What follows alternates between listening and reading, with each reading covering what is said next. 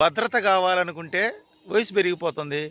వయసులో పెళ్లి చేసుకోవాలంటే సంపాదన లేక సరైన సంపాదన లేక గొడవలై, పిల్లలు పుట్టి, చికాకులై, డిస్టర్బెన్స్ అయ్యి విడిపోవడం జరుగుతుంది.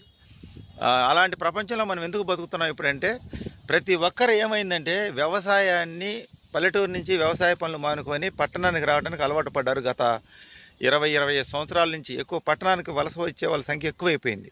ఎందుకంటే మనకి ఈ పల్లెటూర్లు ఈ పొలాలు పండక ఎందుకు మనం బాధపడాలి, ఉద్యోగాలు చేసుకున్న వాళ్ళందరూ బాగుండారు కదా అని. అప్పట్లో ఏంటంటే ఊరికి ఒక 20 మందో 10 మందో ఉద్యోగాలు చేస్తుంటే గొప్పగానే ఉంది. ఇప్పుడు అందరూ ఉద్యోగాలు వేటలు వెళ్ళారు, పోటీతత్వం ఎక్కువైపోయింది.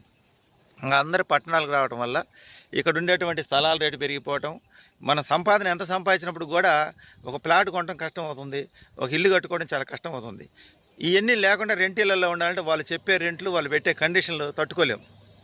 ఓనర్లు పెట్టే కండిషన్లు తట్టుకోలేక ఈ రెంట్లు